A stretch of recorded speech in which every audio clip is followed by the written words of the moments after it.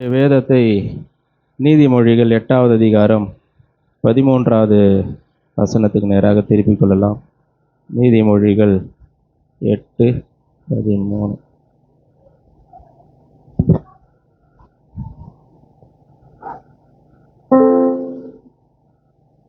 படிங்க.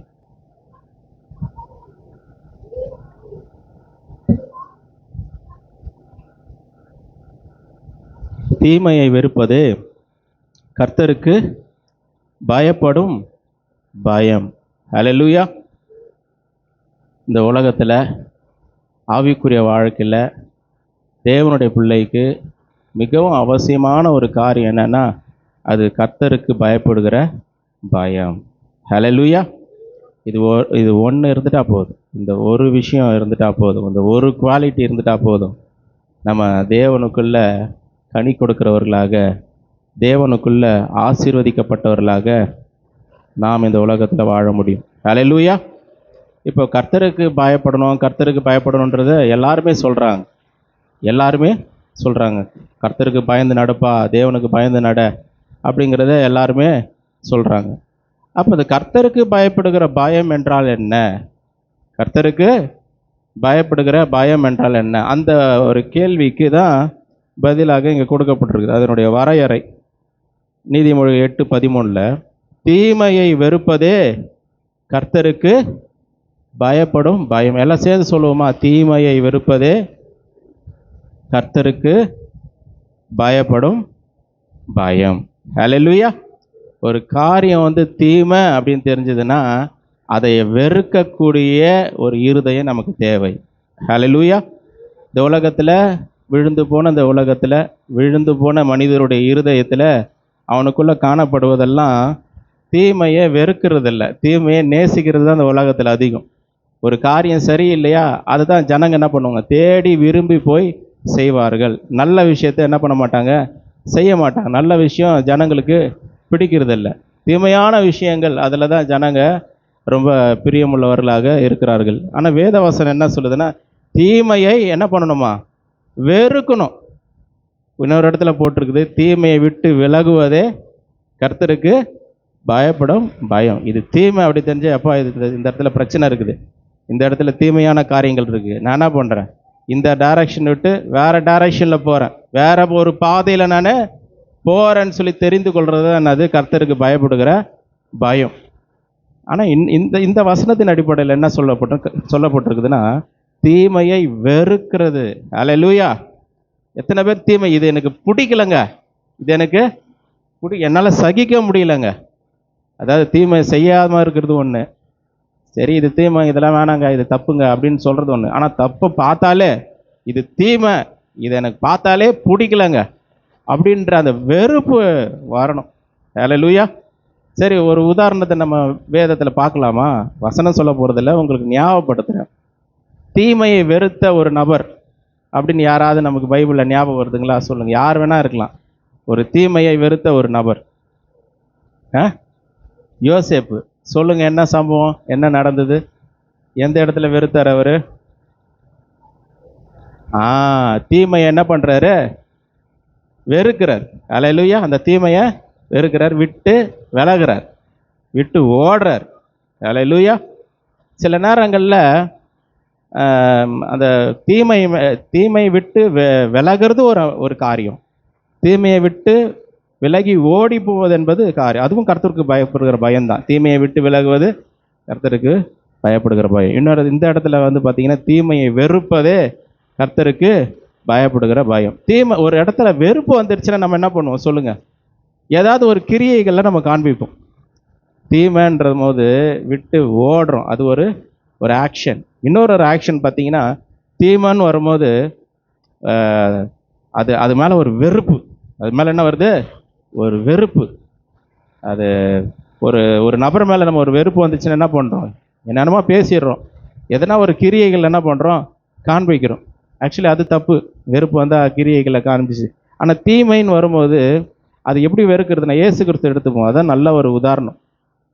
ஆண்டவராக இயேசு கிறிஸ்து போகிறாரு, ஆலயத்துக்கு போனால் அங்கே புறா விற்கிறவங்க, அங்கே வியாபாரம் பண்ணுறவங்க, இவங்கெல்லாம் பார்த்துட்டு அவருக்கு எப்படி இருக்குன்னா, நமக்கு என்ன வந்ததுங்க, எல்லாம் அது அவங்கவுங்க இது, அவங்கவுங்க பலனை அவங்க அனுபவிக்க போகிறாங்கன்ட்டு பேசாமல் போல என்ன பண்ணுறாரு அவர்னா, அதை எல்லாத்தையும் அடித்து விரட்டுறாரு.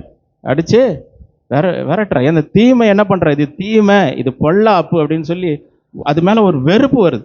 என்ன வருது? ஒரு வெறுப்பு. ஒரு தேவ பிள்ளைகளுக்கு அப்படி இருக்கணும்.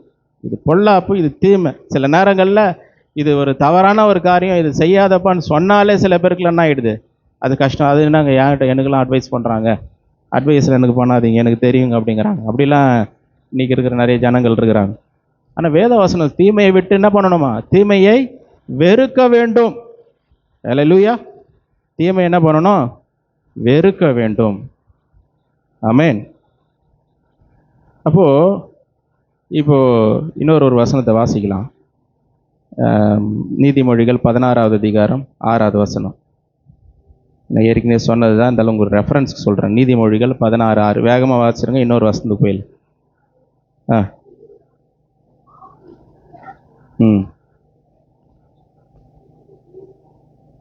கர்த்தருக்கு பயப்படுவதினால் மனுஷர் தீமையை விட்டு விலகுவார்கள். ஒரு மனுஷன் தீமையை விட்டு விலகலை அப்படின்னா அவன் எதில் தான் இருக்கணும்? கர்த்தருக்கு ஏற்ற பயம் அவனுக்குள்ள இல்லை.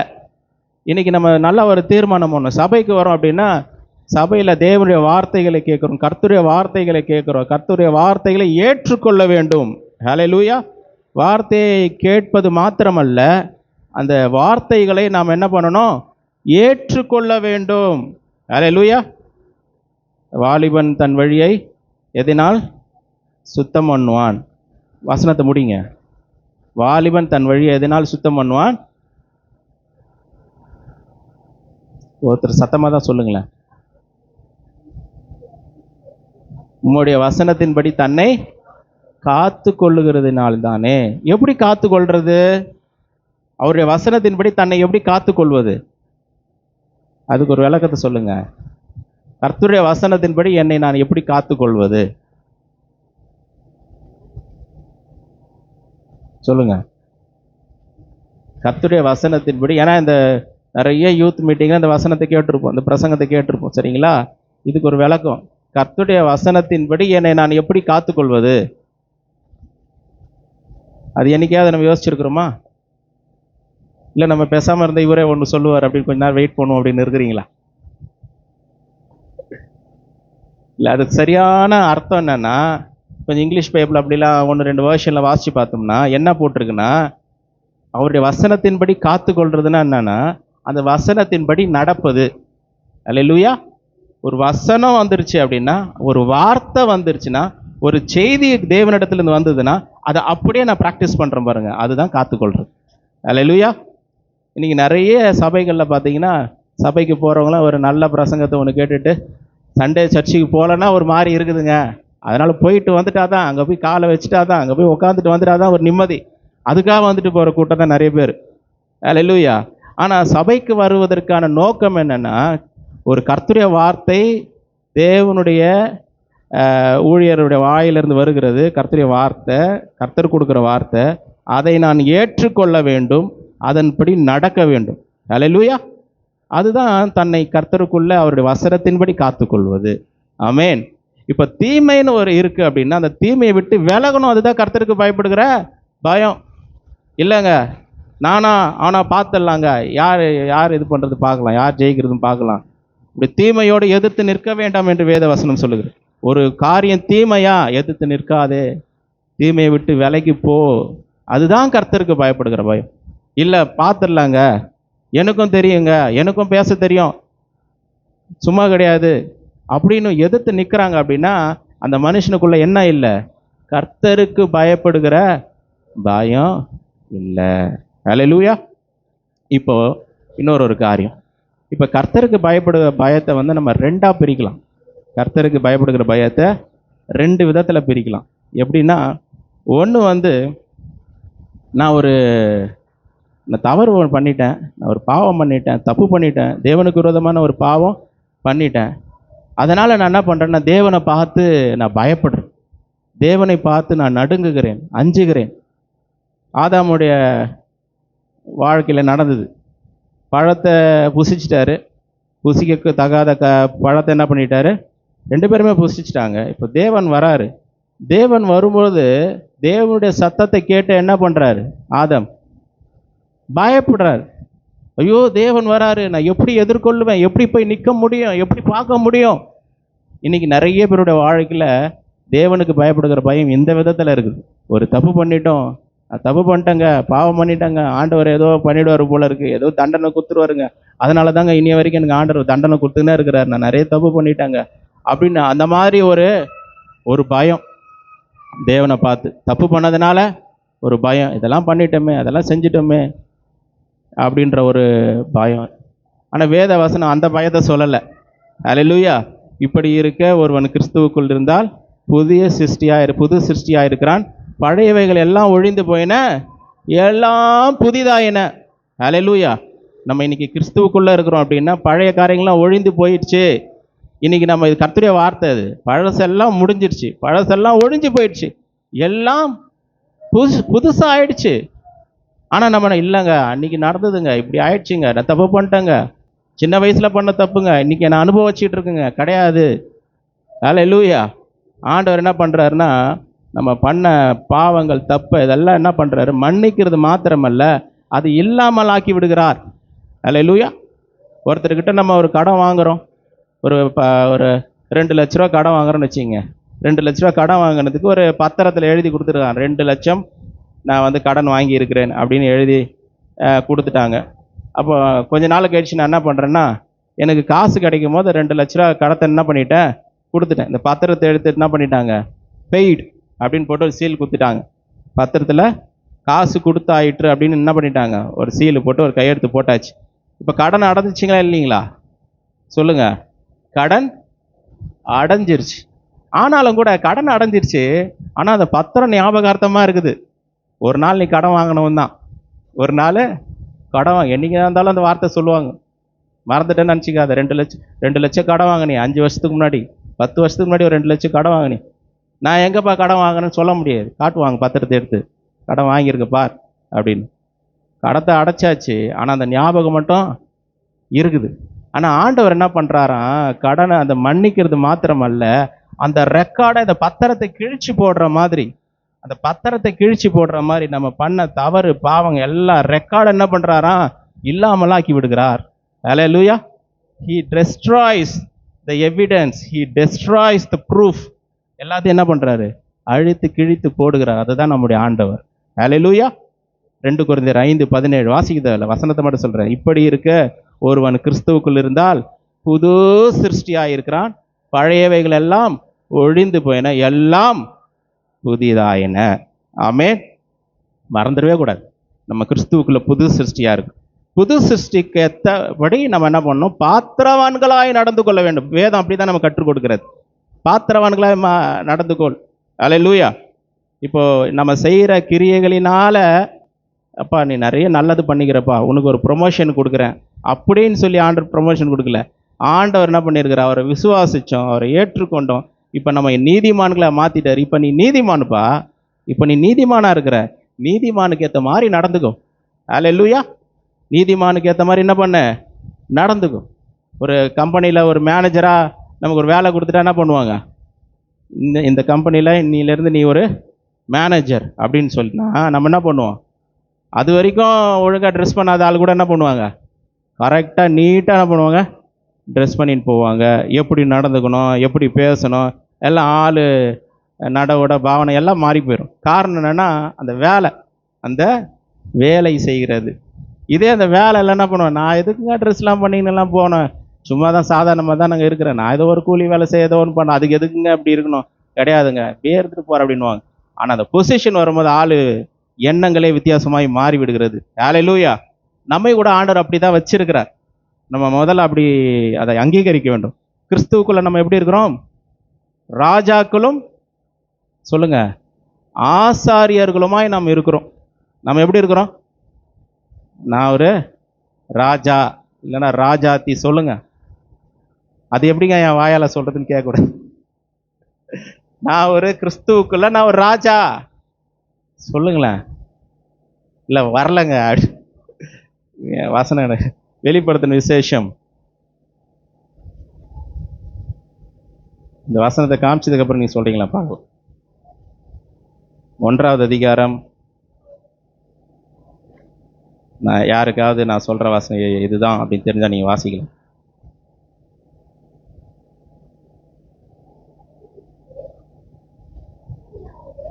ஒன்று அது சொல்லிட்டு வாசி.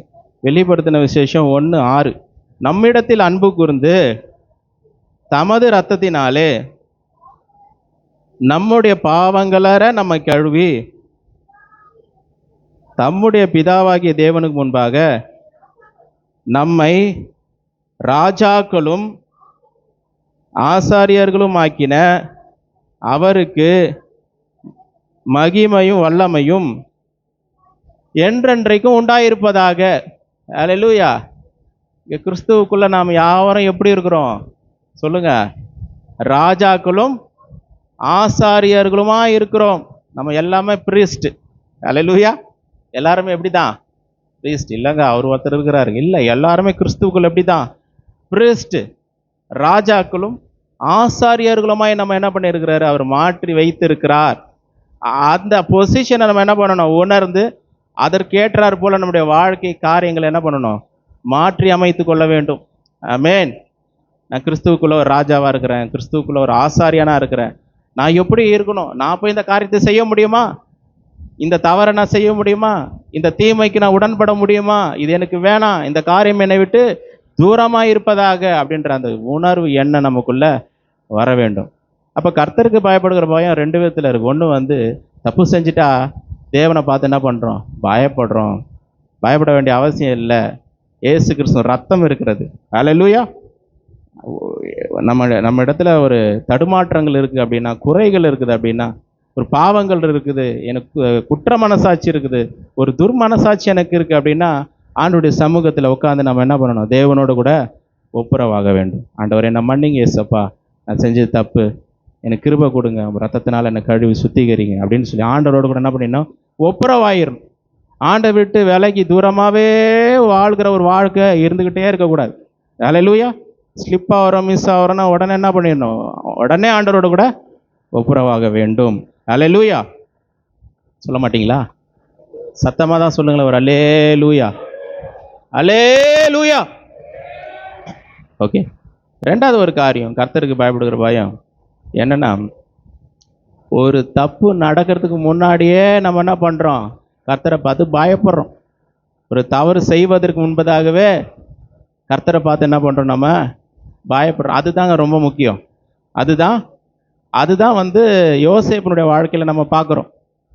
இது ஒரு தீமை, இது பொல்லாப்பு, தேவன் என்னை பார்க்கிறார், தேவன் என்னை பார்க்கும் பொழுது அவருடைய கண்கள் என்னை பார்த்து கொண்டிருக்கிறது, இதை நான் என்ன பண்ணக்கூடாது, செய்யக்கூடாது அப்படின்னு சொல்லிட்டு அதை விட்டு விலகி ஓடுறேன் பாருங்க.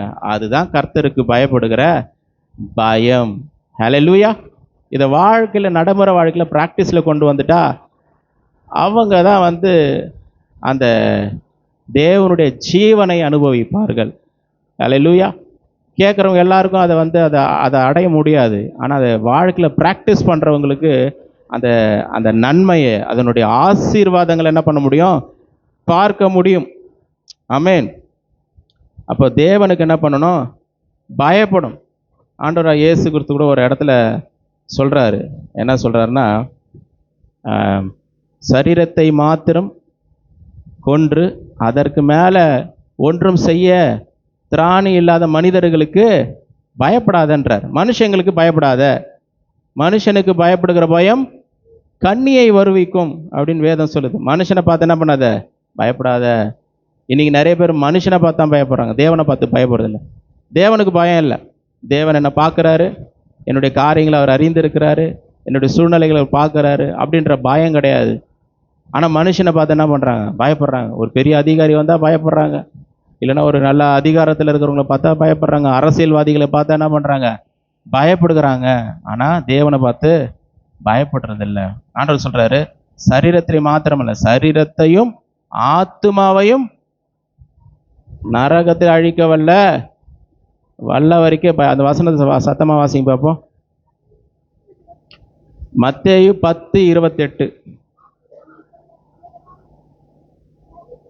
ஆத்மாவை கொல்ல வல்லவர்களா இல்லாமல் சரீரத்தை மாத்திரம் கொள்கிறவர்களுக்கு நீ பயப்பட வேண்டாம், ஆத்துமாவையும் சரீரத்தையும் நரகத்திலே அழிக்க வல்லவருக்கே பயப்படுங்கள். இப்படிப்பட்ட வசனங்கள் எல்லாம் சபையில் நிறைய இடத்துல சொல்றது கிடையாது. ஆத்துமாவை கொல்ல வல்லவருக்கு பயப்படுங்கப்பா.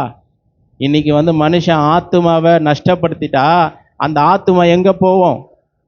அந்த ஆத்துமா எங்க போவோம்? அந்த ஆத்துமா நரகத்தில் அழிக்கப்படும். நரகத்தில் அழிக்கப்படும். அதுக்கு பயப்படணும் ஒரு மனுஷன், அதுக்கு பயப்படணும். சில நேரங்களில் தேவனுக்காக உண்மை உத்தமாக வாழும் பொழுது இந்த உலகத்தில் நிந்தனைகள், அவமானங்கள் மனிதர்களால் வரும். அதுக்காக பயப்படாதன்றார். அதுக்கெல்லாம் பயப்படாதுப்பா, இதெல்லாம் ஒரு டெம்பரரி வாழ்க்கை தான், டெம்பரரி ஒரு நாட்கள் இந்த உலகம். ஆனால் ஆத்துமாவை அழிக்க வல்லவருக்கு பயப்படுங்க. ஏன்னா இந்த உலகத்தில் நம்ம தீமையை பற்றி கொண்டிருக்கும் பொழுது, பொல்லாத வழிகளை பற்றி கொண்டிருக்கும் பொழுது, அதை விட மனசு இல்லாத இருக்கும் பொழுது, நான் இப்படி தான் வாழ்வு, இதுதான் எனக்கு பிடிச்சிருக்கு, இப்படி தான் போக போகிறேன் அப்படின்ற இருக்கும் பொழுது ஆத்மாவுக்கு கேடு உண்டாகும். ஆத்மாவுக்கு கேடு உண்டாகும். அப்போ அந்த நரகத்தில் தள்ளப்படும் பொழுது அதனுடைய வேதனை என்ன பண்ண முடியாது? அனுபவிக்க முடியாது. அதுக்கு வேணும் பயம். மனுஷனுக்கு தேவனுக்கு பயப்படுகிற பயம் வேண்டும். ஹல்லேலூயா. இப்படிப்பட்ட காரியத்தில் நம்ம ரொம்ப ஜாக்கிரதை உள்ளவர்களாக இருக்கணும். வாழ்கிற காலம் கடைசி காலம். கடைசி நாட்களில் மனிதர்கள் எப்படி இருப்பாங்களாம்? தற்பிரியரும், வாசிங்க தீமோத்தேயுக்கு போங்க. கடைசி காலங்களில் மனிதர்கள் எப்படி இருப்பாங்க? தற்பிரியராக இருப்பாங்களாம், பொருளாசைக்காரர்களாக இருப்பாங்களாம். என்ன 3:2? 2 தீமோத்தேயு 3:2 வாசிங்க. இது முதல் வசனத்தை வாசிக்கணும். மேலும் கடைசி நாட்களில் கொடிய காலங்கள் வரும் என்று அறிவாயாக. எப்படியெனில் மனுஷர்கள் தற்பிரியராயும், எப்படி இருப்பாங்களா? தற்பிரியர் அப்படின்னா தங்களை என்ன பண்ணுவாங்களாம்? நேசிப்பாங்க. தங்களை நேசிக்கிறதுல பெரியது இல்லை. உன்னிடத்தில் நீ அன்பு கூறுவது போல பிறனிடத்தில் அன்பு கூறுவாயிருக்கு. ஆனால் தனக்கு பிரியமானவைகள் என்று இங்கே சொல்லப்படும் பொழுது சரீர பிரகாரமாக, இந்த உலக பிரகாரமாக தங்களுக்கே பிரியமான காரியங்கள் என்ன பண்ணுவாங்க? செய்வாங்க. மற்றவர்களுடைய நலனை பற்றி அவங்களுக்கு கவலை கிடையாது. மற்றவங்க எப்படி போனால் என்ன அப்படின்ற மாதிரி இருப்பாங்க. அப்போது மனிதர்கள் எப்படி இருப்பாங்க? தற்பிரியராயும், பணப்பிரியராயும், வீம்புக்காரராயும், அகந்த உள்ளவர்களாயும், தூஷிக்கிறவர்களாயும், தாய் தகப்பன்மாருக்கு கீழ்ப்படியாதவர்களாயும். இதான் கடைசி நாட்களில் இருக்கிறவர்கள். தாய் தகப்பன்மாருக்கு கீழ்ப்படியாதவர்களாயும், நன்றி அறியாதவர்களாயும், பரிசுத்தம் இல்லாதவர்களாயும், நன்றி இல்லை, பரிசுத்தம் இல்லாதவர்களாயும், சுபாவ அன்பில்லாதவர்களாயும், இணங்காதவர்களாயும். என்ன சொன்னாலும் கேட்க மாட்டாங்க. என்ன பண்ண மாட்டாங்க? என்ன சொன்னாலும் கேட்க மாட்டாங்க. இணங்காதவர்களாயும், அவதூறு செய்கிறவர்களாயும், இச்சை அடக்கம் இல்லாதவர்களாயும், கொடுமை உள்ளவர்களாயும், நல்லோரை பகைக்கிறவர்களாயும், துரோகிகளாயும், துணிகரம் உள்ளவர்களாயும், இருமாப்பு உள்ளவர்களாயும், தேவ பிரியராயிராமல் சுகபோக பிரியராயும், தேவ பக்தியின் வேஷத்தை தரித்து, தேவ பக்தியின் வேஷம் ஆவிக்குரியவங்களை போல இருப்பாங்க பார்க்கறதுக்கு, ஸ்பிரிச்சுவல் பர்சன் மாதிரி. எல்லாத்துலேயுமே அவங்க கரெக்டுங்க, ரொம்ப ஆவிக்குரிய சகோதரிங்க, ஆவிக்குரிய சகோதரங்க அப்படிங்கிற மாதிரி இருக்கும் பார்க்கும்போது. ஆனால் தேவ பக்தியின் வேஷத்தை தரித்து அதன் பலனை மறுதளிக்கிறவர்களாயும் இருப்பார்கள். இப்படிப்பட்டவர்களை நீ விட்டு விலகு. இப்படிப்பட்டவர்களை விட்டு என்ன பண்ணணுமா? விலகணும். நம்முடைய ஆத்மா நல்லா இருக்கணும் அப்படின்னா, கர்த்தருக்குள்ள அது செழிப்பாக இருக்கணும்னா, தேவனுக்கு பயப்படுகிற பயத்தில் நம்ம நிலைத்து இருக்கணும்னா, இப்படிப்பட்டவர்களை விட்டு விலகு. ஆனால் இப்படிப்பட்டவர்களோட தான் பழகுறவங்க நிறைய பேர். இப்படிப்பட்டவங்க தான் வேணும் அவங்களுடைய வாழ்க்கையில். இல்லைங்க, அவங்களாம் விட முடியாது. இதில் என்ன ரொம்ப கொடுமையான ஒரு காரியம் என்னென்னா, இந்த உலகத்தில் இப்படிப்பட்டவங்க நிறைய பேர் இருக்கிறாங்க. இப்படிப்பட்டவங்க இந்த உலகத்தில் நிறைய பேர். அதுக்காக அவங்க பார்த்தா அப்படி மூஞ்சி திருப்பிக்கின்னு போகிறது கிடையாது. ஆனால் தேவ பிள்ளைகள் இப்படி இருக்கிறாங்க, அதுதான் பெரிய விஷயம். தேவ பிள்ளைகள், ரட்சிக்கப்பட்ட பிள்ளைகள், சபைக்கு வருகிற பிள்ளைகள், ஞானஸ்தானம் எடுத்த பிள்ளைகள் இப்படிப்பட்டவர்களாக இருக்கிறாங்க. அவங்கள பார்த்து தான் சொல்கிறேன், அவங்களுக்காக தான் சொல்லப்பட்டு அவங்கள விட்டு விலகுன்னு சொல்லி, அவர்களை விட்டு விலகு. இப்ப கர்த்தருக்கு பயப்படுகிற பயம் தேவை. எது இருக்கோ இல்லையா வாழ்க்கையில் என்ன இருக்கணும்? கர்த்தருக்கு பயப்படுகிற பயம். தேவன் என்னை பார்க்கிறார், தேவன் என்னை கவனிக்கிறார் என்ற அந்த பயம் நமக்கு நிச்சயமாக வேண்டும். ஆண்டவர் பாருங்க, ஆண்டவர் வந்து எப்படி இருக்கிறாருன்னா, அவர் சகலவிதமான அவருக்கே உரிய காட்ஸ் ஆட்ரிபியூட்ஸ்னுவாங்க இங்கிலீஷில். அவருக்கே உரிய தன்மைகள் இருக்குது. அப்படின்னா எப்படி ஒரு மனிதனுக்குள்ளே பார்த்தீங்கன்னா இரக்கம் இருக்கும், இரக்கம் உள்ளவங்களாக இருப்போம். சில நேரங்களில் மற்றவங்களுக்கு ஃபேவர் காட்டுவோம், தயவு காட்டுவோம். சில நேரத்தில் நமக்கு கோபம் வரும், சில நேரத்தில் எரிச்சல் வரும். இது மாதிரிலாம் இருக்கும். நமக்குள்ளேயே நிறைய சுபாவங்கள் வெளிப்படுறதை நம்ம பார்க்குறோம். அதே போல் காட்ஸ் ஆட்ரிபியூட்ஸில் பார்த்தீங்கன்னா தேவனுக்கே உரிய சுபாவங்கள் இருக்கிறது. தேவனை எல்லா நேரத்திலும் ஒரே மாதிரி பார்க்க முடியாது, தேவனை எல்லா நேரத்துலையும் ஒரே மாதிரி பார்க்க முடியாது. அதில் பைபிளில் நிறைய ரெக்கார்ட்ஸ் இருக்குது. கர்த்தர் எப்படி இருக்கிறார், சூழ்நிலைகள் எப்படி இருக்குது, தேவனுக்கு விரோதமாய் சில காரியங்கள் செய்யும் பொழுது அவருடைய வாழ்க்கையில் என்னென்ன நடந்திருக்குதுன்றதெல்லாம் நம்ம வேதத்தில் பார்க்கிறோம். அதனால் ஏமாந்து போயிடக்கூடாது. வாழ்க்கையில் என்ன பண்ணிடக்கூடாது? ஏமாந்து போயிடக்கூடாது. எப்படி வேணா இருக்கலாம், ஆனால் நான் ஆசீர்வாதமாக இருப்பேன் அப்படின்னா அது ரொம்ப கஷ்டம். அப்போஸ்தலர் இருப்போம். அப்போஸ்தலர் 5வது அதிகாரம்.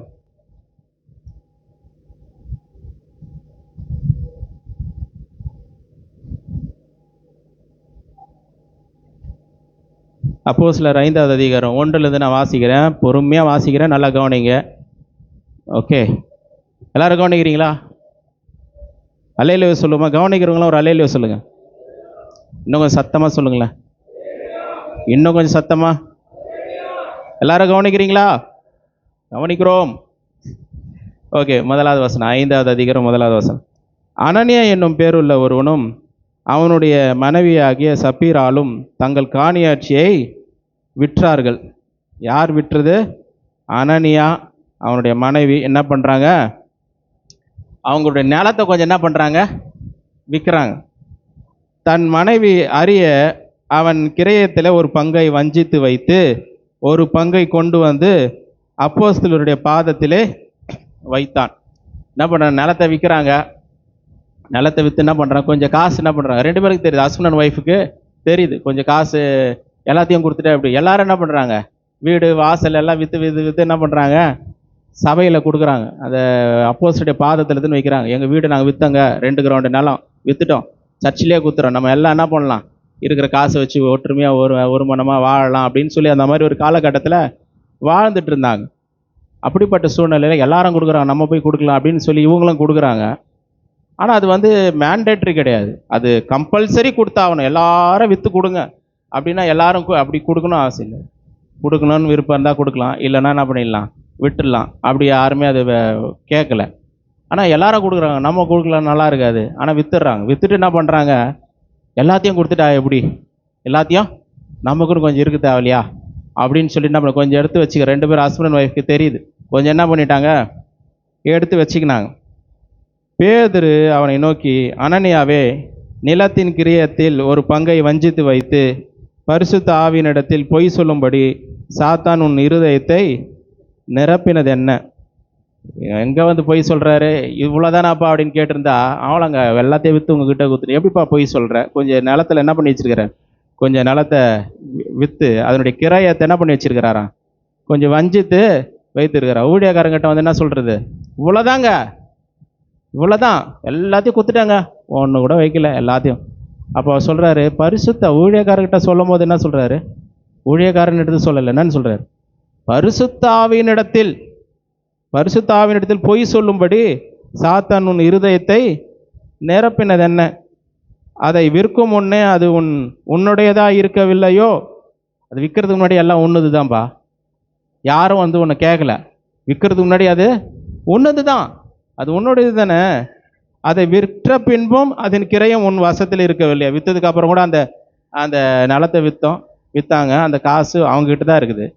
அதை என்ன வேணால் பண்ணலாம், அவங்க தேவைக்கு யூஸ் பண்ணலாம், பயன்படுத்தலாம், எல்லாம் செய்யலாம்.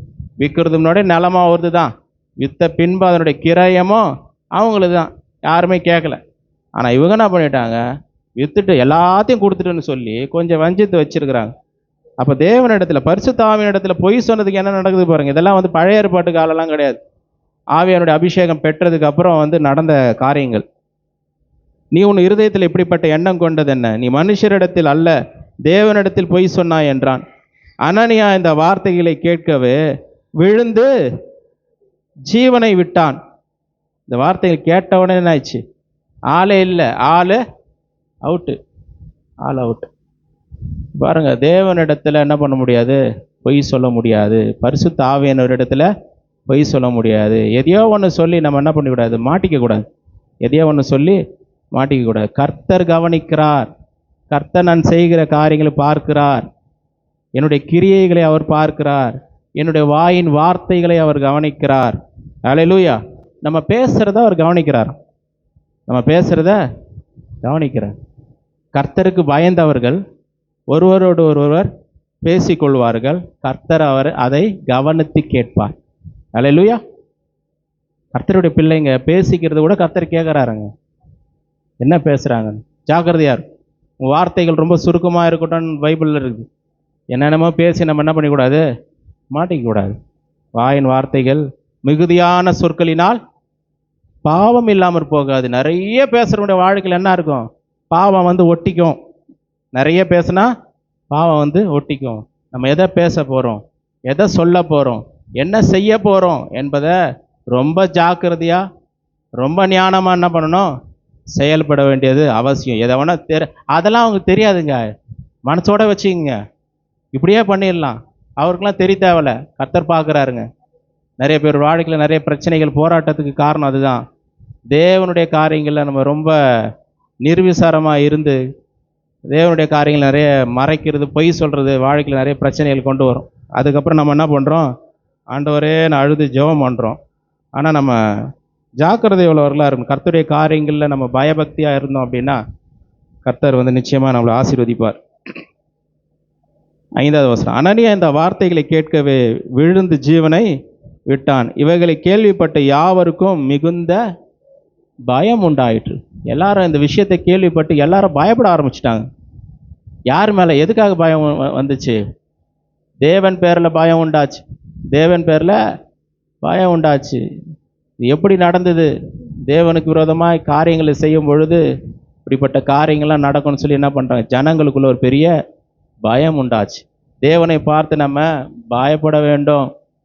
தேவனுக்கு பயந்துரு. வேத வசனம் தெளிவாக சொல்லுது. யாருக்கு பயப்படுற? இல்லை, தேவனுக்கு பயந்துரு. பிரசங்கி 12வது அதிகாரம் கடைசி வசனம் வாசிச்சு பாருங்க. பிரசங்கி 12வது அதிகாரம் கடைசி வசனம் வாசிங்க. பிரசங்கி 12வது அதிகாரம் கடைசி வசனம் சீக்கிரம். தேவனுக்கு பயந்துருக்கணும். ஒரு மனுஷன் இந்த உலகத்தில் வாழ்றதுக்கான ஒரு அர்த்தமே என்ன தெரியுங்களா? தேவனுக்கு பயந்திருக்க வேண்டும். நான் பேசுகிற வார்த்தைகளை அவர் கேட்கிறார்.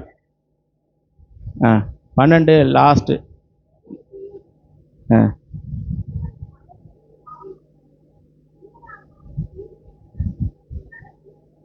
Second last bus. Second last bus.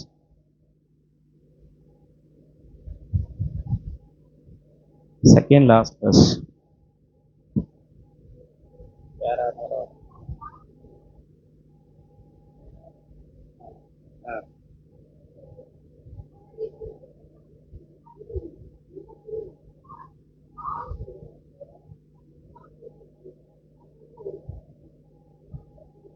இல்லையே, செகண்ட் லாஸ்ட் வசனம் சொன்ன 13வது வசனம்.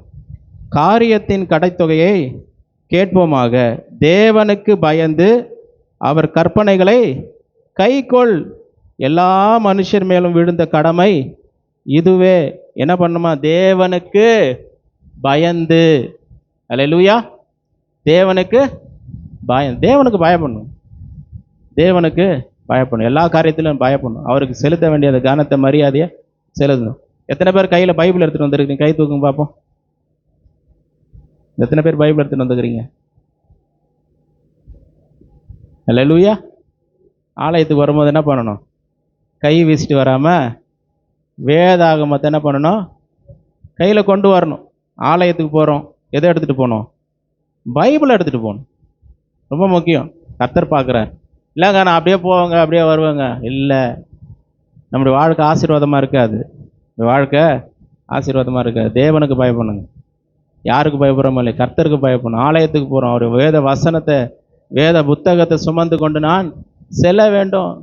பாட்டு பாடுற நேரத்தில் பாட்டு பாடணும், ஆராதிக்கிற நேரத்தில் ஆராதிக்கணும், கர்த்தருடைய வார்த்தையை பிரசங்கம் பண்ணும்போது கர்த்தருடைய வார்த்தையை மிகுந்த கவனமாக அதை கேட்கணும். கேட்ட வசனத்தை என்ன பண்ணணும், வாழ்க்கையில் ப்ராக்டிஸ் பண்ணுறதுக்கு தேவனிடத்தை ஜெபிக்கணும். ஆண்டவரே எனக்கு கிருபை கொடுங்க, இந்த சத்தியத்தை கேட்டிருக்கணும், அதன்படி நான் வாழ எனக்கு கிருபை கொடுங்க, ஆண்டவர்கிட்ட கேட்கணும். அல்லேலூயா. அதுதான் தேவன் விரும்புகிற ஒரு காரியம். Okay, let's go back to apostle acts of the apostles chapter 5.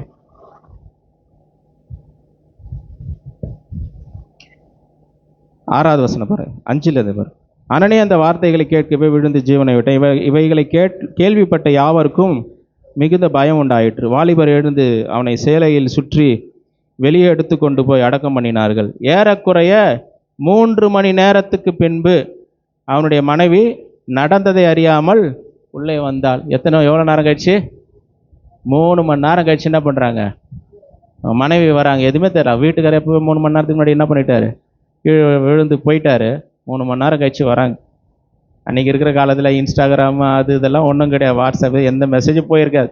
3 மணி நேரத்துக்கு ஒரு விஷயமா அவங்களுக்கு தெரில, வராங்க.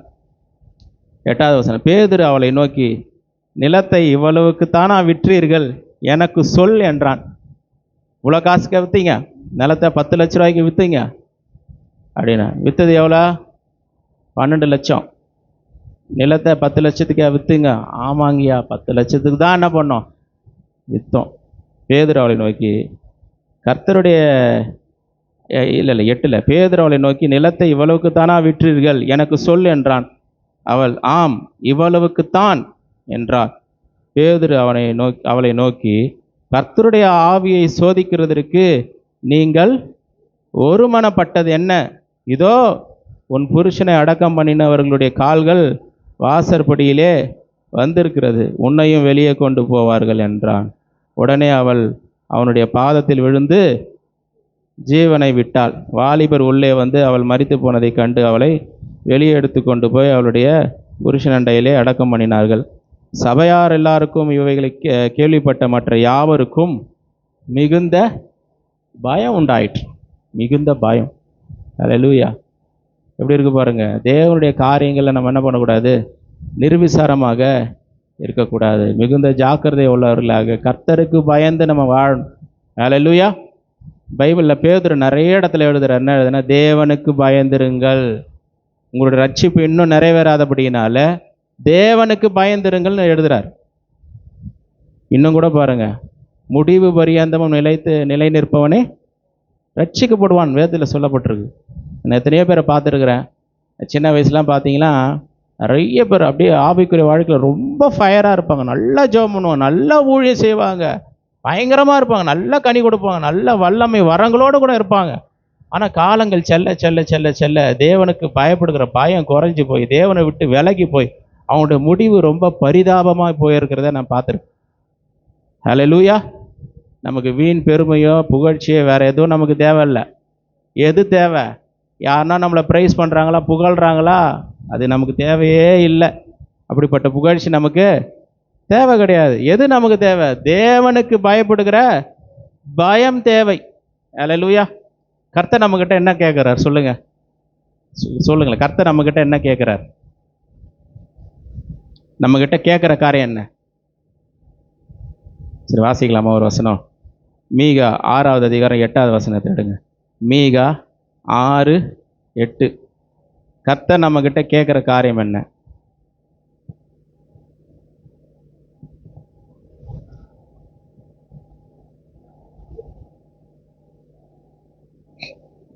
மனுஷனே, நன்மை இன்னதென்று அவர் உனக்கு அறிவித்திருக்கிறார். நியாயம் செய்து இரக்கத்தை சிநேகித்து உன் தேவனுக்கு முன்பாக மனத்தாழ்மையாக நடப்பதை அல்லாமல் வேற எண்ணத்தை கர்த்தர் உன்னிடத்தில் கேட்கிறார். வேற என்ன கேட்குறாரு? தேவனுக்கு முன்பதாக தாழ்மையாக நடந்தால் போதும், வேற எதுவும் நமக்கு தேவையில்லை. கர்த்தர் என்ன பார்க்குறாருங்க? கர்த்தருக்கு நான் பயந்து நடக்கணும், அவருடைய வழிகளில் நடக்கணும். தேவனுக்கு முன்பதாக நான் அநீதிமானாய் துன்மார்க்கனாக நான் நடக்கக்கூடாது. தேவனுடைய வழிகளில் நான் என்ன பண்ணணும்? உண்மையை ஊத்தமாக நடக்கணும் அப்படின்னு சொல்லி அந்த வழியை பிடிச்சிக்கிறாங்க பாருங்க. அதுதான் கர்த்தருடைய வார்த்தையின்படி தன்னை காத்துக்கொள்வது. எத்தனை பேருக்கு ஆசை, கர்த்தருடைய வசனத்தின்படி என்னை நான் காத்துக்கொள்ளணும்னு விரும்புகிறேங்கன்னு சொல்கிறவங்க எத்தனை பேர் ஆசைப்படுறீங்க? கரங்களை உயர்த்தி ஒரு அல்லேலூயா சொல்லுவோமா? அல்லேலூயா. இந்த வசனங்கள் நம்முடைய நம்முடைய மூளை அறிவில் இருக்கிறது இல்லை. இந்த வசனங்கள் நம்முடைய ஆவிக்குள்ள செல்ல வேண்டும். இந்த வசனங்கள் நம்முடைய இருதயத்திற்குள்ள செல்லணும். இருதயத்துக்குள்ள செல்லணும். சில நேரங்கள் என்ன ஆயிடுதுன்னா, வசனத்தை கேட்டு போன உடனே சர்ச்சை விட்டு தாண்டின உடனே என்ன பண்ணிடுறாங்க நிறைய பேர், அதை அப்படியே மறந்துடுவாங்க.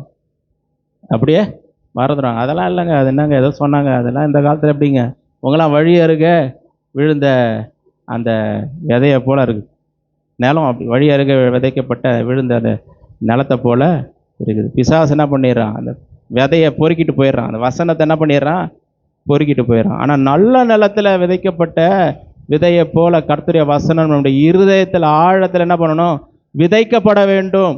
அதுக்கு தான் நமக்கு நாலேஜ் தேவை. அதுக்கு தான் நமக்கு நாலேஜ் தேவை. அதுக்கு தான் நமக்கு அறிவு தேவை. ஓசியால நம்ம வாசிக்கிறோம், என் ஜனங்கள் அறிவில்லாமையால் சங்காரமாகிறார்கள். ஜனங்க ஏன் கெட்டு போகிறாங்கன்னா அறிவு இல்லை. அறிவுனா எந்த அறிவுனா, நம்ம திட்டுறாங்க பாருங்க, எங்கன்னா அறிவு இருக்கா அப்படி அந்த அறிவு இல்லை. அறிவுன்னும் போது நாலேஜ். நாலேஜ்னா என்ன சொல்லுங்க? நாலேஜ்னா அறிவு.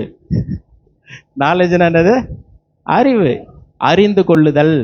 நிறைய விஷயத்த அறிந்து கொள்ளலப்பா, அதனால தான் நம்ம வாழ்க்கையில் நிறைய பிரச்சனை, நிறைய காரியங்களை அறிந்து கொள்ளலை, அதனால தான் வாழ்க்கையில் போராட்டம், அதனால தான் வாழ்க்கையில் நிறைய நஷ்டம், வாழ்க்கையில் அதனால தான் நிறைய தோல்வி. அறிந்து கொள்ள வேண்டும். அநேக காரியங்களை அறிந்து கொள்ளணும். என்ன அறிந்து கொள்ளணும்? தேவனுக்கு பயந்து நடக்கிறத அறிந்து கொள்ள வேண்டும். அல்லேலூயா. இவ்வளோ சத்தியத்தை கேட்டு, இவ்வளோ வசனத்தை கேட்டு, நடக்கிற வழியில தான் நடப்பேன், நான் போகிற பாதையில தான் போவோம் அப்படின்னா அவங்களுக்கு தான் என்ன இல்லை, அறிவு இல்லை. அல்லேலூயா. அறிந்து கொள்கிற அந்த அறிவு இல்லை. ஆண்டவரே எனக்கு அறிவு வேணும். அவருக்குள்ள ஞானம் அறிவு என்பவைகளாகிய பொக்கிஷம் அடங்கி இருக்குது. கிறிஸ்துவுக்குள்ள இருக்குதுங்களா? ஏசு கிறிஸ்துக்குள்ள என்ன இருக்கு? ஞானம் இருக்கு, அறிவு இருக்கு, இதெல்லாம் விவேகம், இதெல்லாம் இருக்கு. ஒரு பொக்கிஷத்தை போல அவருக்குள்ள இருக்கு. இது வந்துருச்சுன்னா, ஆண்டவரே இதுதான் ஜீவனை கொடுக்குற வழி, இதுதான் ஜீவனுக்கு போகிற வழி, இதுதான் என்னோட வாழ்க்கையில ஆசீர்வாதங்களை கொடுக்குற வழி, இந்த பாதையில நான் செல்ல விரும்புகிறேன்னு சொல்லி அந்த பாதையை பிடிச்சிக்கிறாங்க பாருங்க. தேவனுக்கு பயந்து நடக்கிற அந்த வழியை பிடித்து கொள்கிறாங்க பாருங்க. அங்கதாங்க ஆசீர்வாதமே இருக்கு. அங்கதான் ஆசீர்வாதத்தினுடைய பொக்கிஷமே அங்கதான் இருக்கு. சில வசனங்கள் வாசி நம்ம முடிச்சிடலாம். நீதிமொழிகள் 1:29 வாசிங்க பார்ப்போம். நீதிமொழிகள் 1:29 ரொம்ப முக்கியமான வசனம், அண்டர்லைன் பண்ணி வச்சுக்கங்க. நீதிமொழிகள் 1:29 இட்ஸ் வெரி இம்பார்ட்டன்ட் வேர்ஸ். அறிவை வெறுத்தார்கள், கர்த்தருக்கு பயப்படுதலை தெரிந்து கொள்ளாமற் போனார்கள். இங்க பாருங்க, நல்லா கவனிங்க. கர்த்தருக்கு பயப்படுதலை சொல்லுங்க, கர்த்தருக்கு பயப்படுதலை தெரிந்து கொள்ளாமற் போனார்கள். அப்படின்னா என்ன அர்த்தம்னா, கர்த்தருக்கு பயப்படுதல் என்பது தெரிந்து கொள்ளுகிற ஒரு விஷயம். அல்லேலூயா. அதை சூஸ் பண்ணலாம். கர்த்தருக்கு பயந்து நடக்கிற வாழ்க்கையை நீங்கள் சூஸ் பண்ணலாம், இல்லை சூஸ் பண்ணாமலும் போகலாம். அது நம்மக்கிட்ட தான் இருக்கு. இது வேணும் அப்படின்னு நினச்சி அந்த பாதையில் நான் போகிறேன்றத நாம் தான் தீர்மானிக்கணும். தானாக நடக்காது. அப்போ இந்த பாதையில் தான் நான் போக போகிறேன். இந்த பாதையில் எவ்வளோ பிரச்சனை வந்தாலும் சரி, எவ்வளோ போராட்டம் வந்தாலும் சரி. ஆனால் வேத வசனம் கர்த்தருக்கு பயப்படுறதுனால நிறைய ஆசீர்வாதங்கள்லாம் சொல்லியிருக்கு. நிறைய ஆசீர்வாதங்கள் தான் இருக்குது. இந்த பாதையில் தான்ப்பா போக போகிறேன், இதில் தான்ப்பா நான் சூஸ் பண்ண போகிறேன், இதுதாங்க என்னுடைய பாதை, இதில் தான் நான் போக போகிறேன் அப்படின்னு சொல்லி நம்ம என்ன பண்ணுவோம், சூஸ் பண்ணணுமா. இது தானாக எதேர்ச்சியாக நடக்கிற ஒரு காரியம் அல்ல. நான் கர்த்தருக்கு பயந்து நடக்க போகிறேங்க, இதாங்க என் வழி, இப்படி தான் இருக்க போகிறேன். உலகத்தில் நிறைய பேர் சொல்லுவாங்க, நம்முடைய வழியை டைவர்ட் பண்ணுற மாதிரி சொல்லுவாங்க. இல்லைங்க நான் இப்படி தாங்க, இது என்னால் இப்படி பண்ண முடியாது, இது என்னால் வர முடியாது, இதை செய்ய முடியாது, இது எனக்கு வேண்டாம், இதெல்லாம் சொல்ல கற்றுக்கணும். இதெல்லாம் சொல்வதற்கு கற்றுக்கொள்ள வேண்டும். தேவனுக்கு பயப்படுகிற அந்த பயத்தை அடைவதற்கு சில காரியங்கள் நம்ம இழக்க வேண்டியதாக கூட இருக்கும். இது வேணாங்க, இதை நான் செய்ய மாட்டாங்க, கர்த்தர் என்னை பார்க்குறாங்க, தேவன் பார்க்குறாருங்க அப்படின்ற ஒரு தீர்மானம், தெரிந்து கொள்ளுதல் நம்முடைய வாழ்க்கையில் ரொம்ப ரொம்ப முக்கியம். எத்தனை பேர் கர்த்தருக்கு பயப்படுகிற பயத்தை தெரிந்து கொள்ள போறீங்களா? சத்தமாக ஒரு அல்லேலூயா சொல்லுங்களேன். அல்லேலூயா. எல்லாரும் அல்லேலூயா சொல்லி உங்களுடைய சம்மதத்தை தெரிவிச்சிருக்கிறீங்க. அல்லேலூயா. கர்த்தருக்கு பயப்படுகிற பயம். அல்லேலூயா. இதுதான் வழி. இப்படிதான் போற தெரிந்து கொள்றது. சூஸ் பண்ணலாம். மரணத்தையும் ஜீவனையும் உனக்கு முன்பதாக நான் என்ன பண்ணுறேன்? வைக்கிறேன். உன்னுடைய வாழ்க்கை ஆசீர்வாதமாக இருக்கணும்னு என்ன பண்ணணும்? ஜீவனை தெரிந்து கொள்ள வேண்டும். அப்படி இல்லைன்னா மரணத்தை நம்ம தெரிந்து கொள்ளணும்னு அவசியம் இல்லை. ஒருத்தன் இருக்கிறான் நமக்காக தெரிந்து கொள்றதுக்கு. மரணத்தை தெரிந்து கொள்வது நாமளே தெரிந்து கொள்ளணும் அவசியம் இல்லை, தானாக வந்து ஒட்டிக்கும். அல்லேலூயா. ஜீவனை தெரிந்து கொண்டோமானால் மரணம் நம்ம கிட்ட வர முடியாது. ஜீவனை தெரிந்து கொள்ளாமல் சும்மா இருந்தாலே மரணம் தேடி வரும். இதுதான் வேதத்தினுடைய பிரமாணம். இன்னொரு வசனத்தை நீதிமொழிகள் 14:27 முடிக்க விரும்புகிறேன். நீதிமொழிகள் 14:27. கர்த்தருக்கு பயப்படுதல் ஜீவ ஊற்று,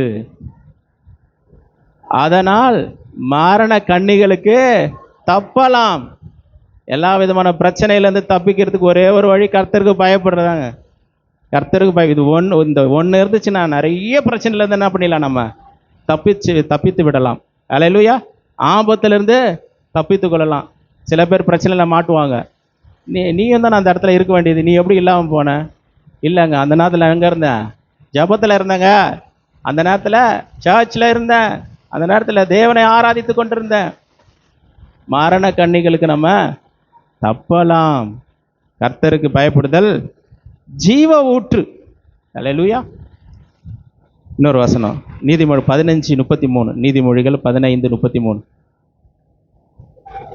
கர்த்தருக்கு பயப்படுதல் ஞானத்தை போதிக்கும். கர்த்தருக்கு பயப்படுகிற பயம் இருந்துச்சுன்னா நமக்குள்ள ஞானம் இன்க்ரீஸ் ஆகிட்டே போகும். ஞானம் இன்க்ரீஸ் ஆகிட்டே போகும். அல்லேலூயா. இன்னைக்கு உலகத்தில் வந்து பார்த்தீங்கன்னா இதெல்லாம் சாப்பிட்டா நல்ல இம்யூனிட்டி நல்லா கூடுங்க, நல்லா பூஸ்டப் ஆகுங்கன்னு சொல்கிறாங்க. இதை சாப்பிட்டா இம்யூனிட்டி என்ன ஆகுதான்? பூஸ்டப். எது சாப்பிட்டா இம்யூனிட்டி பூஸ்டப் ஆகும்? திடீர்னு கேட்டால் என்ன சொல்கிறதுன்னு இருக்கீங்களா? பாருங்கள், கர்த்தருக்கு பயப்படுகிற பயம் வந்துடுச்சுன்னா எது இன்க்ரீஸ் ஆகும்? ஞானம். அல்லேலூயா. ஞானம் நமக்குள்ளே பெருகி கொண்டே போகும். அல்லேலூயா. சரியான காரியத்தை நம்ம டிசிஷன் எடுப்போம். ஞானம்னா என்னென்னா, தேவன் ஒரு காரியத்தை எப்படி செய்கிறாரு அதே மாதிரி நம்மளும் என்ன பண்ண முடியும்? செய்ய முடியும். அதுதான் ஞானம். ஒரு காரியத்தினுடைய தீர்மானம் கர்த்தர் எப்படி எடுப்பாரோ அதே மாதிரியான ஒரு தீர்மானத்தை நம்ம எடுக்க முடியும். நல்ல ஒரு டிசிஷன் எடுக்க முடியும். சரியான பாதையில் நம்ம போக முடியும். அதுதான் வந்து ஞானம். இது எப்படி ஒரு மனிதனுக்கு உண்டாகுது அப்படின்னா, கர்த்தருக்கு பயப்படுகிற பயத்தின் மூலமாய் உண்டாகிறது. நீதிமொழிகள் 19:23 வாசிங்க. நீதிமொழிகள் 19:23. கர்த்தருக்கு பயப்படுதல் ஜீவனுக்கு ஏதுவானது, அதை அடைந்தவன் திருப்தி அடைந்து நிலைத்திருப்பான். தீமை அவனை அணுகாது. இன்னைக்கு நிறைய பேருடைய வாழ்க்கையில் எல்லாமே இருந்தவங்க கூட எப்படி இருக்கிறாங்கன்னா, ஒரு திருப்தி இல்லாத ஒரு வாழ்க்கை. எல்லாம் இருக்குதுங்க, ஆனால் என்னமோ எனக்குள்ள ஒரு திருப்தியே இல்லைங்க, எனக்குள்ள ஒரு சந்தோஷமே இல்லைங்க, ஏதோ ஒரு குறையை நான் பார்க்குறேன், ஏதோ ஒரு வெற்றிட எனக்குள்ளே இருக்குது நான் பார்க்குறேன், ஆனால் எனக்கு எல்லாமே இருக்குது அப்படின்னு சொல்கிறவங்களாம் நம்ம பார்த்துருக்குறோம். ஆனால் யாருக்குள்ளே திருப்தி உண்டாகுது அப்படின்னா, கர்த்தருக்கு பயப்படுகிறவனுடைய இருதயத்தில் என்ன உண்டாகுதுன்னா திருப்தி உண்டாகுது. தீமை அவன் என்ன பண்ணாதான்? அணுகாது. எது இருக்குதோ இல்லைங்க, கர்த்தருக்கு பயப்படுகிற பயம் இருந்துச்சுன்னா எனக்குள்ளே என்ன இருக்குதுன்னா ஒரு திருப்தி இருக்குது, ஒரு மன நிறைவு இருக்குது, ஒரு சந்தோஷம் எனக்குள்ளே இருக்குது. அவனை என்ன பண்ணாதான்? தீமை அணுகாது. கடைசி வசனத்தை வாசிச்சு முடிக்கலாம். நீதிமொழிகள் 22:4 வாழ்க்கையில் நல்ல உயரணும், நல்ல பிஸ்னஸ் பண்ணணும், நல்ல வேலை கிடைக்கணும், கையின் பிரயாசங்கள் ஆசீர்வாதமாக இருக்கணும், நான் உயர்வு அடையணும், பொருளாதாரத்தில் நான் செழிக்கணும், மேலே மேலே மேலே உயரணும் அப்படிங்கிறவங்களுக்கான வசனம் வாசிங்க. தாழ்மைக்கும் கர்த்தருக்கு பயப்படுதலுக்கும் வரும் பலன் ஐஸ்வர்யம். யாருக்கு வருது ஐஸ்வர்யம்? சொல்லுங்க. நல்லா சம்பாதிக்கணுமா, வாழ்க்கையில் முன்னேற்றம் அடையணுமா, நல்லா வருமானம் இன்க்ரீஸ் ஆகணுமா, நல்லா பிஸ்னஸ் செழிக்கணுமா, என்ன தேவையா? கர்த்தருக்கு பயப்படுகிற பயம் தேவை. ரெண்டாவது மகிமைன்னா வந்து ஒரு பர்ஃபெக்ஷன், அதாவது அதனுடைய வெயிட்டு, அதாவது ஆசீர்வாதத்தினுடைய ஒரு நிறைவு, மகிமை. அதுதான் அது மகிமை. அதாவது பவர்ஃபுல்லாக நம்முடைய வாழ்க்கையில் காரியங்கள் எதை எடுத்தாலும் அது வந்து குளோரியஸாக இருக்கும், அதில் ஃபுல்ஃபில்மெண்ட் இருக்கும், அதில் நிறைவு இருக்கும். அதுதான் மகிமை. மகிமையினுடைய வார்த்தையினுடைய அர்த்தத்தை சொல்கிறோம் பாருங்க. தேவனுடைய மகிமை அப்படின்றோமா? தேவனுடைய மகிமைன்னா தேவனுக்குன்னு ஒரு பவர் இருக்குங்களா, தேவனுக்கு ஒரு வல்லமை இருக்குங்களா, அந்த வல்லமை தான் அது மகிமை. அதுதான் ஃபுல் பவர். அதுதான் வந்து the completion, the perfection of அந்த காட்லினஸ். தேவனுடைய அந்த முழுமையான நிறைவு, அதுக்கு பேர் தான் என்னது? மகிமை. இப்போ உதாரணம் சொல்கிறேன். ஏன்னா இந்த மாதிரி வார்த்தைகள்லாம் நிறைய பேருக்கு அர்த்தம் தெரியறதில்ல, சரிங்களா? இப்போ இப்போ என்கிட்ட யாராவது கொஞ்சம் காசு கேட்குறாங்கன்னு வைங்களேன். என்கிட்ட மொத்தமாக இருக்கிறதே என்னென்னா 1,00,000 நான் வச்சுருக்கேன்னு வைங்க. என்கிட்ட எவ்வளோ இருக்குது?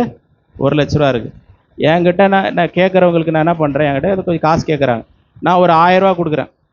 அப்படின்னா என்ன அர்த்தம்னா, என்னுடைய முழு ஸ்ட்ரென்த் எவ்வளவு? 1,00,000. ஆனால் நான் கொடுத்தது எவ்வளவு? 1000 ரூபா கொடுத்துருக்குறேன். இப்போ அடுத்தது 2000 ரூபா கொடுக்க முடியுமா? கொடுக்கலாம். 3000 கொடுக்கலாமா? கொடுக்கலாம். 4000 கொடுக்கலாமா? கொடுக்கலாம். என்னுடைய ஃபுல் பவர் எவ்வளவு? எவ்வளோ வரைக்கும் என்னால் கொடுக்க முடியும்? 1,00,000 வரைக்கும் என்னால் பண்ண முடியும். அதுதான் என்னுடைய மகிமை. அதுதான் அது என்னுடைய மகிமை. இப்போ கூட பிலிப்பியரில் வாசித்து பார்த்தீங்கன்னா, அந்த வசனத்தை வாசிங்க. பிலிப்பியரில் எதை சொல்கிறேன்னு உங்களுக்கு தெரியுதுங்களா? பிலிப்பியர் 4வது அதிகாரம். ஏன்னா இந்த மாதிரி வசனங்கள் நிறைய பேருக்கு தெரியறதில்ல, அதனால் சொல்ல வேண்டிய நேரம் வந்ததுன்னா சொல்கிறேன்.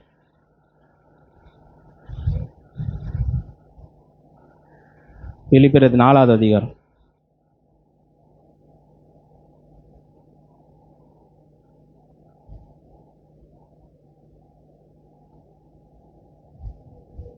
அது இல்லை மகிமையின் ஐஸ்வர்யம். அது என்ன 3வது அதிகாரமா?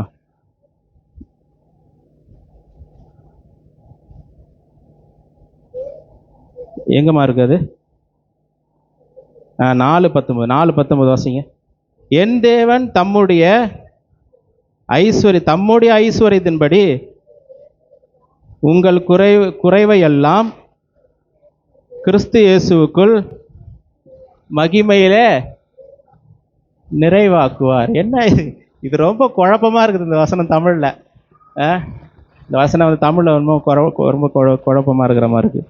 என்னன்னா இந்த வசனத்துடைய அர்த்தம் என்னன்னா, அவருடைய மகிமையின் ஐஸ்வர்யத்தின்படி உங்களுடைய குறைவுகளெல்லாம் என்ன பண்ணுவாராம்? நிறைவாக்குவார். அவர்கிட்ட நிறைய செல்வம் இருக்குது, ஐஸ்வர்யம் இருக்குது. அதன் அடிப்படையில் என்ன பண்ணுவார்? உனக்கு கொடுப்பார். அதான் அதனுடைய அந்த வசனத்துடைய விளக்கம். அவருடைய மகிமையின் ஐஸ்வர்யம் அப்படின்னா அவருடைய ஃபுல் ஸ்ட்ரென்த்து, ஃபுல் பவர் அவர்கிட்ட எவ்வளோ இருக்குது? எல்லாமே இருக்குது. எல்லாமே அவருடையது தான். வெள்ளியும் பொண்ணும் எல்லாம் அவரது தான். அவர்கிட்ட இருக்கிற, சும்மா பாருங்க, அவர் கிள்ளி கொடுத்தா கூட நம்மளால் வாங்க முடியாது. அவர் கிள்ளி கொடுத்தா கூட அதை நம்ம காலம் ஃபுல்லாக யூஸ் பண்ண முடியாது, அவ்வளோ இருக்கும். அவருடைய ஸ்டேட்டஸ்க்கு ஏற்ற மாதிரி கொடுக்குறாரு, என்னுடைய ஸ்டேட்டஸ்க்கு ஏற்ற மாதிரி கிடையாது. அவர்கிட்ட வாங்கிக்கப்பா அப்படின்னா என்கிட்ட எவ்வளோ மேக்ஸிமம் வாங்க முடியும்? 1,00,000 தான் வாங்க முடியும் உங்களால். அதுக்கு மேலே என்கிட்ட கேட்டாலும் கிடையாது. ஆனால் என்ன சொல்கிறாருன்னா, என்னுடைய மகிமையின் ஐஸ்வர்யம் இல்லை, அவருடைய மகிமையின் ஐஸ்வர்யம். அவருடைய ஸ்ட்ரென்த் என்ன, அவருடைய பவர் என்ன, அதிலிருந்து உனக்கு கொடுப்பாருன்ற. அல்லேலூயா. அதுதான் மகிமை. அப்போ கர்த்தருக்கு பயப்படுறவங்களுக்கு என்ன கிடைக்குது அப்படின்னா ஐஸ்வர்யம், அப்புறம் மகிமை. எதை எடுத்தாலும் அதில் பர்ஃபெக்ஷன், அதில் ஒரு கம்ப்ளீட்னஸ், அதிலுடைய பெஸ்ட்டை கொடுக்குறாரு நமக்கு. மகிமை, அப்புறம் ஜீவன். அல்லேலூயா. இவ்வளோ காரியத்தை எங்கே தான் வச்சிருக்கிறாரு ஆண்டவர்? சொல்லுங்க. கர்த்தருக்கு பயப்படுகிற பயத்தில் தான் வச்சிருக்கிறார். இதை அடைந்தவன் ஜீவனை அடைந்திருக்கிறான். அல்லேலூயா. இந்த நாளிலிருந்து கர்த்தருடைய சமூகத்தில் ஒப்பு கொடுப்போம். ஆண்டவரே, நான் உமக்கு பயந்து நான் வாழணும். கர்த்தருக்கு பயந்து பொல்லாப்பை விட்டு விலகணும், தீமையை வெறுக்கணும், கர்த்தருக்கு பயப்படுகிற பயத்தை கொண்டு இருக்கணும், பற்றி இருக்கணும் அப்படின்ற ஒரு நிச்சயத்தோடு கூட, ஒரு தீர்மானத்தோடு கூட நம்ம வாழ தொடங்க வேண்டும். கண்களை மூடி இந்த வசனத்துக்கு கேட்ட அந்த சத்தியத்துக்காக நம்ம ஜெபிக்கலாம். ஆண்டவருடைய சமூகத்தில் இந்த சத்தியத்திற்காக நான் ஒப்பு கொடுக்குறேன் என்று சொல்லுகிறவர் மாத்திரம் எழுந்து நிற்க முடியாது கேட்டுக்கொள்கிறேன். மற்றவர்கள்லாம் நீங்கள் உட்காந்துக்கலாம். இந்த வசனத்தின்படி நான் வாழ என்னை ஒப்பு கொடுக்குறேன். நான் கர்த்தருக்கு பயந்து அவருடைய வழிகளில் நான் நடக்க விரும்புகிறேன். இது வரைக்கும் நான் எப்படியோ இருந்துட்டேன், இது வரைக்கும் நான் மற்றவங்களெல்லாம் சந்தோஷப்படுத்தினேன், மற்றவங்களுக்கு பிரியமாக இருந்துட்டேன், எனக்கே பிரியமாக நான் வாழ்ந்துட்டேன். இந்த நாளிலிருந்து கர்த்தருக்கு பயந்து தேவனுக்கு பிரியமாய் நான் வாழ போகிறேன். தேவனுடைய வழிகளில் நடக்க போகிறேன். தீமையை விட்டு விலக போகிறேன். தீமையை வெறுக்க போறேன், நான் கர்த்தருக்கு பயப்படுகிற பயத்தை நான் தெரிந்து கொள்ள போகிறேன் என்று சொல்லுகிறவர் மாத்திரம் எழுந்து நிற்கலாம். ஹல்லேலூயா, ஸ்தோத்திரம் ஆண்டவர். ஹல்லேலூயா, நன்றி ராஜா. ஆண்டவருடைய சமூகத்தில் நீ ஜெபம் பண்ணுங்க, ஒப்பு கொடு. ஆண்டவருடைய சமூகத்தில் ஒப்பு கொடுக்கலாம். ஆண்டவரே, உமக்கு பயந்து நடக்கிற ஆண்டவர் அந்த பாதையில ஆண்டவரே நான் செல்வதற்கு என்னை ஒப்பு கொடுக்குற ஆண்டவர். உமக்கு நன்றி ஆண்டவர், ஸ்தோத்திரம் ஆண்டவர். ஹல்லேலூயா, ஸ்தோத்திரம் ஆண்டவர். ஓ நன்றி ராஜா. ஆண்டவருடைய சமூகத்தில் கர்த்தர் நம்ம மத்தியில் இருக்கிறார், பரிசுத்த ஆவியானவர் நம்ம மத்தியில் இருக்கிறார். ஆண்டவருக்கு ஜெபிக்கலாம். ஆண்டவரே, உமக்கு பயந்து நடக்கிற ஒரு வாழ்க்கை, உமக்கு பயந்து நடக்கிற ஒரு வாழ்க்கை, கர்த்தருக்கு பயந்து நடக்கிற ஒரு வாழ்க்கை. ஹல்லேலூயா. வேதம் சொல்லுகிறது, ஏசாயாவுடைய தீர்க்க தரிசன புத்தகம் 11வது அதிகாரத்தில், இந்த கர்த்தருக்கு பயப்படுகிற பயம் அது ஒரு அபிஷேகம், இட்ஸ் an anointing. கர்த்தருக்கு பயப்படுகிற பயம் அது ஒரு அபிஷேகம். ஆண்டவர், அந்த அபிஷேகம் எனக்கு வேணும். நான் கர்த்தருக்கு பயப்படுகிற அந்த பயம், கர்த்தருக்கு பயப்படுகிற பயத்தின் ஆவியானவர் என்று சொல்லப்பட்டிருக்கிறது. ஆண்டவரே, எல்லாரும் கேட்கணும், வாலிபர்கள்லாம் கேட்கணும். ஆண்டவர், கர்த்தருக்கு பயப்படுகிற பயத்தின் ஆவியானவரே என்னை நிரப்புங்க. கர்த்தருக்கு பயப்படுகிற பயத்தின் ஆவியானவரே என்னை நிரப்புங்க. கர்த்தருக்கு பயப்படுகிற பயத்தின் அபிஷேகத்தை தாங்க ஆண்டவரே. அந்த அபிஷேகத்தை எனக்கு கொடுங்க. நான் தேவனுக்கு பயந்து நடக்கணும். அப்படிப்பட்ட அபிஷேகம் எனக்கு உண்டாயிருக்க வேண்டும். உமக்கு நான் பயந்து நடக்கணும்பா. உமக்கு முன்பதாக நான் பயந்து நடக்கணும். என்னை ஒப்பு கொடுக்குற ஆண்டவர், இந்த உலகத்துக்காக வாழ்வதற்கு அல்ல, உண்மையை நான் கனப்படுத்த விரும்புகிற ஆண்டவர். ஆலயத்துக்கு வரும் பொழுது ஆண்டவரே, நான் உண்மை கனப்படுத்த வேண்டும். என் வீட்டில் நான் உண்மை கனப்படுத்தணும். என்னுடைய வேலை ஸ்தலத்தில் நான் உண்மை கனப்படுத்தணும். ஆண்டவர், எனக்கு உதவி செய்யுங்கப்பா. என் வாழ்க்கை இந்த நாளிலிருந்து மாறட்டும், முற்றிலுமாய் மாறட்டும், முற்றிலுமாய் மாறட்டும். இந்த சத்தியத்தை நான் ஏற்றுக்கொள்ளுகிறேன். இந்த சத்தியத்தை நான் ஏற்றுக்கொள்ளுகிறேன் ஆண்டவர்.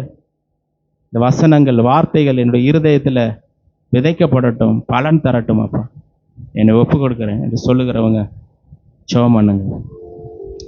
ஓ மக்கள் நன்றி, ஸ்தோத்திரம். ஹல்லேலூயா, ஸ்தோத்திரம், ஸ்தோத்திரம். அப்பா, என்னை முழுவதும் அர்ப்பணித்தேன் ஐயா.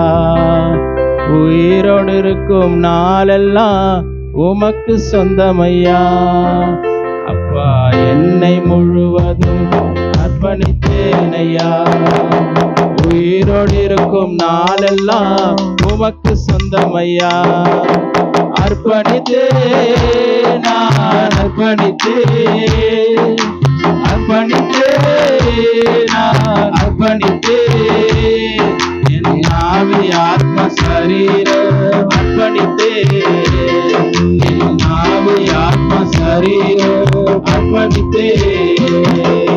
உள்ள உடலும் எல்லாமே உமக்கு சொந்தமையா. உள்ள உடல் எல்லாமே உமக்கு தந்தனையா. நல்ல கபடு இல்லாமல் காத்து கொள்ளுமையா. ஒரு கள்ள கபடு இல்லாமல் காத்து கொள்ளுமையா.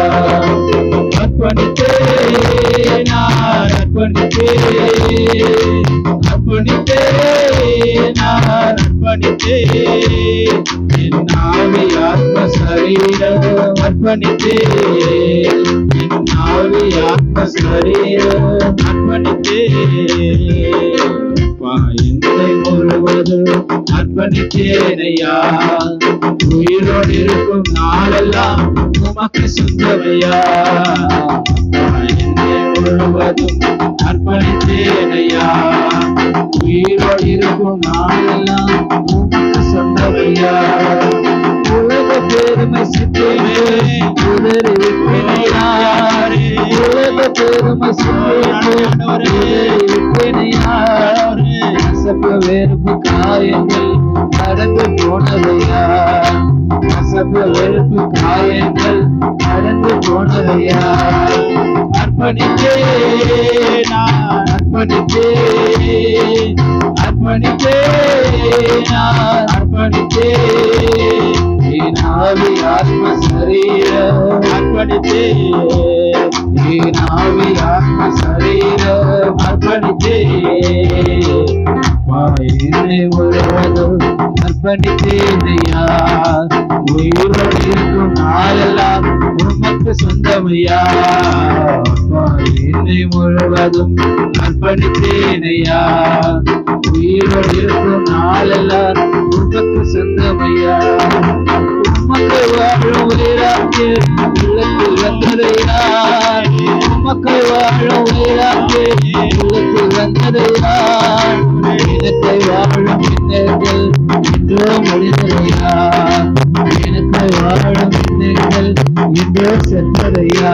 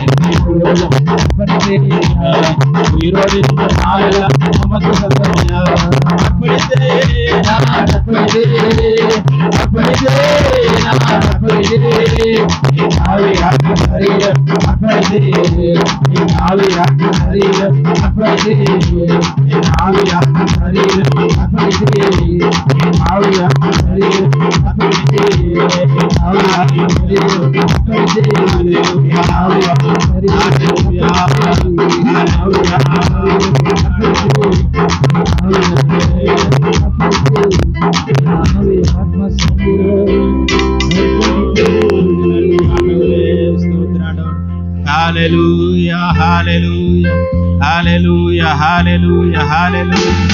நன்றி ஆண்டவரே, உமக்கு ஸ்தோத்திரம். உம்முடைய சமூகத்தில் எங்களை தாழ்த்தி ஒப்பு கொடுக்கிறோம், தாழ்த்தி ஒப்பு கொடுக்கிறோம், தாழ்த்தி ஒப்பு கொடுக்கிறோம். அப்பா, அதிசயங்களை செய்யுங்க, அற்புதங்களை செய்யுங்கப்பா, மகிமையான காரியங்களை செய்வீராக. உமக்கு நன்றி ஆண்டவர். Hallelujah, hallelujah, hallelujah. Thank you Lord, thank you Jesus, thank you Jesus. Hallelujah, glorious Jesus. Hallelujah. ஸ்தோத்திரம். நன்றி தகப்பனே, ஸ்தோத்திரம் ஆண்டவரே, நன்றி தகப்பனே, ஸ்தோத்திரம். Hallelujah, ஸ்தோத்திரம், ஸ்தோத்திரம். நாம் யாவரும் கர்த்தருடைய பந்திக்காக நம்ம ஆயத்தமாகவும் சகோதரிகள் முன்பதாக வரும்படி அன்பை கேட்டுக்கொள்கிறேன். ஹல்லேலூயா, ஸ்தோத்திரம், ஸ்தோத்திரம். சகோதரிகள் முன்பதாக வரும்படி அன்பை